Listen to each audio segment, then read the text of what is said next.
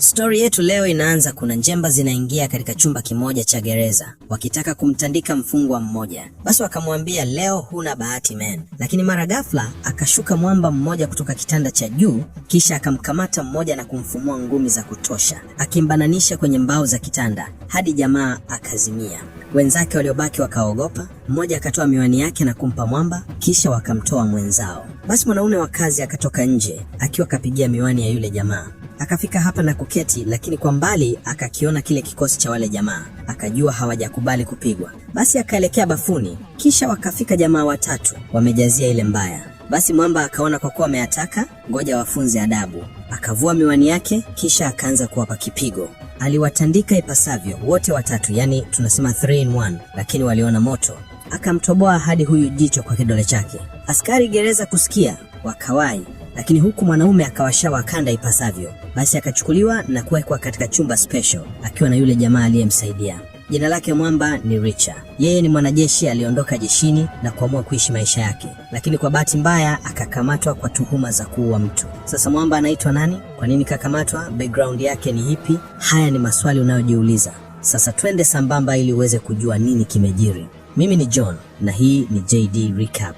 Basi tuende katika stori yetu ya leo. Leo mwamba aitwaye Richard alikuwa akipita barabarani, akafika kwenye mgawa mmoja ili apate chakula. Lakini ili apeleka kijiko cha kwanza tu, wakafika polisi nje. Wakaingia ndani na kumweka Richard chini ya ulinzi. Richard hakutaka kuleta shida, akaweka pesa bili, kisha akakamatwa na polisi na kuletwa hadi kituo cha polisi. Deputy Chief wa Police Finlay ndiye alikuwa in charge hapo. Basi akaanza kumhoji.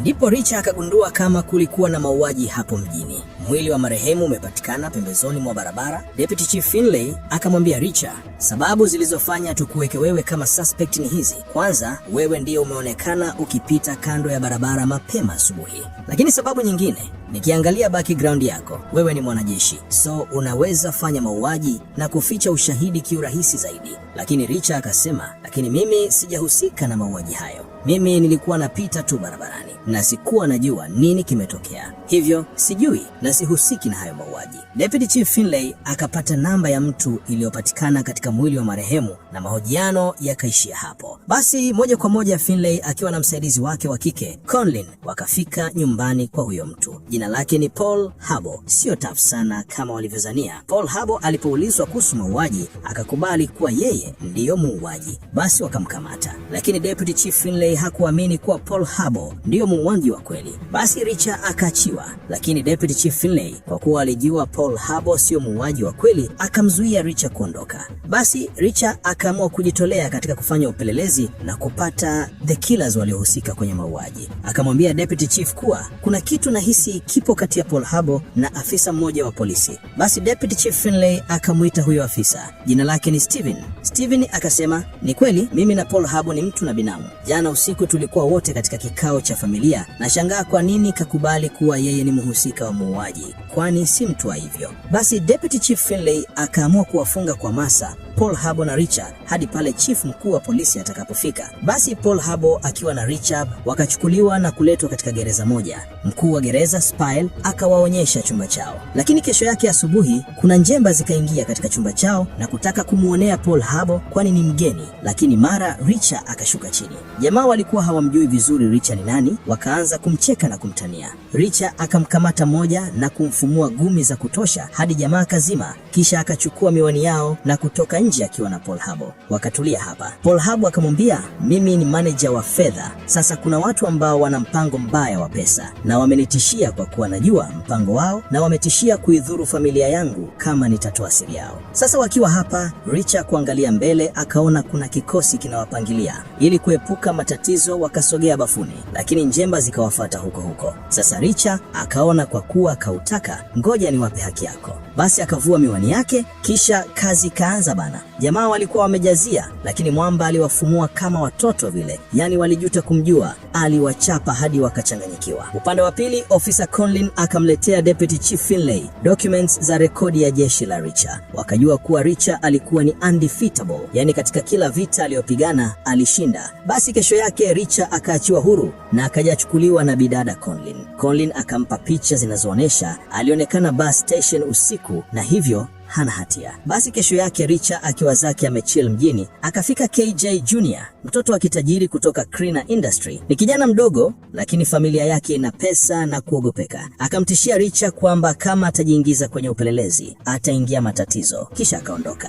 Kisha Richa akafika hadi kituo cha polisi na kuonana na Conlin. Deputy Chief Finlay akafika. Sasa kuna mauaji mengine yaliyokuwa yameshatendeka mjini na yamefanyika kama mauaji yaliyopita. Deputy Chief akamuuliza Richa kama amepata taarifa yoyote kutoka kwa Paul Harbour, lakini Richa hakusema kitu licha ya kuwa tayari Paul Harbour ashampa siri. Baadaye akaungana na Deputy Chief akiwa na Conlin. Sasa wakaingia labu na Richa akaona alama ya jeraha katika mwili wa marehemu. Kuja kufunua akashtuka, kwani marehemu alikuwa ni kaka yake Joe. Richa akaona anapoteza muda kuendelea kukaa hapa, akatoka pale, na kisha alipofika mitaa ya nyumbani akakutana na kikosi cha wahuni wa mtaa. Wakawa na mlaumu kwa kumtuhumu ndiye mhusika wa mauaji yanayoendelea mjini, lakini walikuwa piece of cake. Aliwahendo kwa muda mfupi tu, kisha akaamua kuliwalia njuga swala la kifo cha kaka yake. Pia Officer Conlin akawa anamfuatilia ili Richa asifanye kitu cha tofauti. Kisha wakafika hadi nyumbani kwa Paul Harbour na kukutana na mke wa Paul Harbour. Mke wa Paul Harbour akawaambia, mume wangu bado hajarudi mpaka sasa.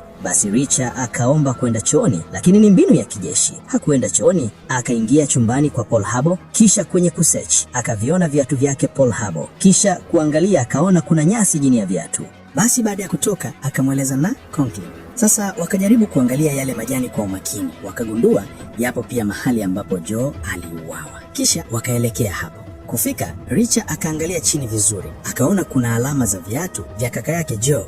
Wakaendelea kuchunguza, wakagundua kuwa the killer alisubiri Joe afike kwanza kabla hajamaliza. Kesho Richa akaamua kutembelea kituo cha polisi. Kufika, akapewa taarifa kuwa chifu wa polisi Morrison kauawa kikatili sana na kutundika ukutani. Ndipo Richa akaamua kuwaambia ukweli. Akawaambia, sikuwaambia ukweli mapema kwani nilijua miongoni mwa polisi kuwa wasaliti. Sasa kaka yangu alikuwa agency akipeleleza mambo fulani kuhusu kampuni la Kleiner Foundation ambalo lilikuwa linatengeneza pesa bandia na kufanya biashara nazo.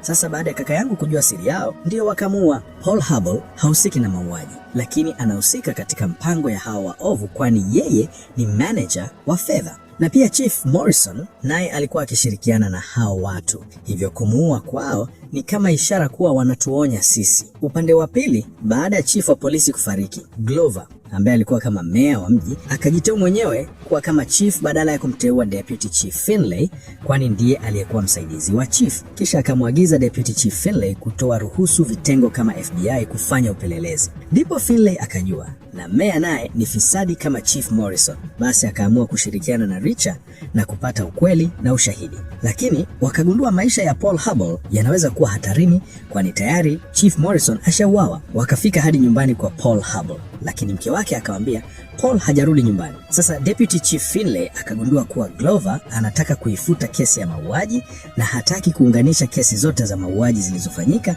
akijaribu kuficha uovu. Huku Richa akaomba kukutana na Spile, mkuu wa gereza alikofungiwa mara ya kwanza. Akahisi kuna kitu, maana alipofika tu Spile aliwapa chumba, lakini bila kufanya chochote wakavamiwa na kuanza kushambuliwa. Na kweli kama alivyohisi, alipokutana na Spile alikuwa kafika na watu. Basi yeye akaondoka na kuachia watu wake kazi. Jamaa wakamtaka Richa sarende, lakini Richa ni nani? Akaanza kudeal nao. Mmoja akamotea na kumpa kindoo cha kichwa, lakini akafanikiwa kuwadhibiti, kisha akatoroka pale.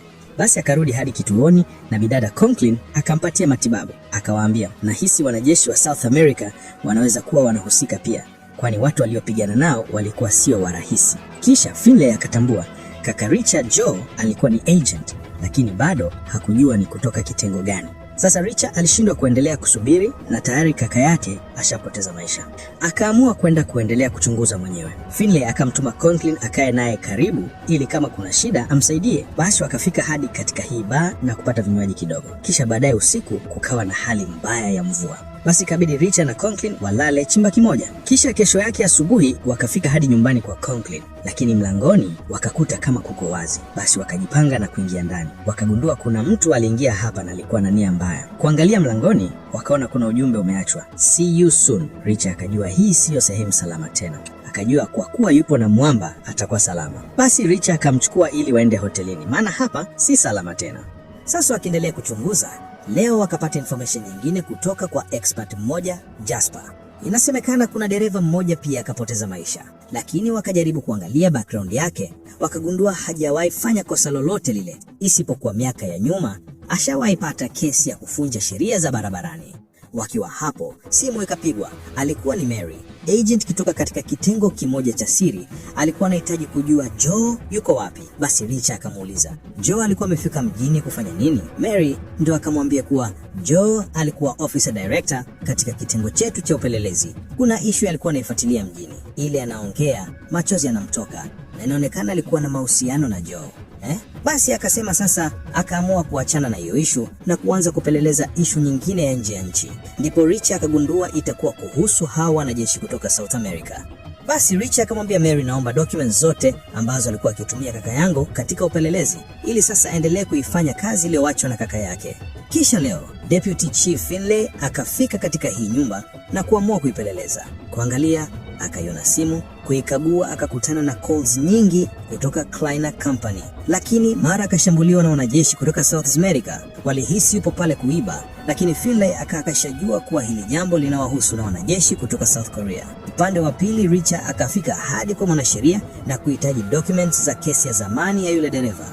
Akaona mwanasheria analeta nyodo, akamkaba shingo kwa waya wa simu, kisha mwanasheria akatoa zile documents. Pia upande wa Conklin akajifanya kama anafuata amri ya Glover, lakini wakati huo huo akawa anashirikiana na Finlay na Richard. Basi mchana kwenye lunch wakakutana wote watatu, Richard, Finlay na Conklin. Kila mtu akatoa taarifa alizozipata. Basi Richard akasema inaonekana kuwa huyo dereva alikuwa na connection na kampuni la Kleiner. Hivyo kwa namna moja au nyingine lazima kampuni la Kleiner liwe linahusika katika mauaji ya huyo dereva. Basi wakapanga kwenda huko. Baadaye Richard akiwa na Finlay wakafika hadi katika kampuni la Kleiner Foundation. Wakafika na kukaribishwa na msaidizi wa Kleiner. Basi wakaingia hadi ndani na kukutana na Kleiner. Kisha wakamuuliza kuhusu kesi ya huyo dereva ambaye kwa sasa tayari kashauawa, lakini Kleiner akawa anakwepa kusema. Kisha akawaonya wasiendelee kuuliza kuhusu hizo habari. Pia akasema kuwa mimi nina mchango mkubwa katika huu mji. Kwa kusema hivi, akawa kama anawatishia hivi. Kisha akawatoa kina Richard nje ya mjengo, wakawa kama wamedharauliwa. Sasa ili kupata taarifa, akaamua kwenda katika ile baa. Akakutana na spy mmoja, lakini kuna njemba ikafika na kutaka kumzingua. Richard akaitandika, kisha akapata taarifa fulani. Akatoka na kuwasha gari lake, lakini akahisi kuna watu wanamfuatiliana magaria. Kumbuka yeye ni soldier. Akaruka toka kwenye gari huku gari ikiwa inaenda na kujificha hapa. Kisha akajiweka sawa kwa ajili ya vita. Wanajeshi wakashuka katika magari yao na kuanza kusogelea gari wakijua Joe yupo ndani. Bwana hapa ndipo penyewa sasa. Hawajui mtu anayetaka kudili naye ni mtu wa aina gani. Sijui kitu wakuta nini. Hii ilikuwa ni sehemu ya kwanza, lakini ndo kwanza moto umewaka na sehemu zijazo ni balaa.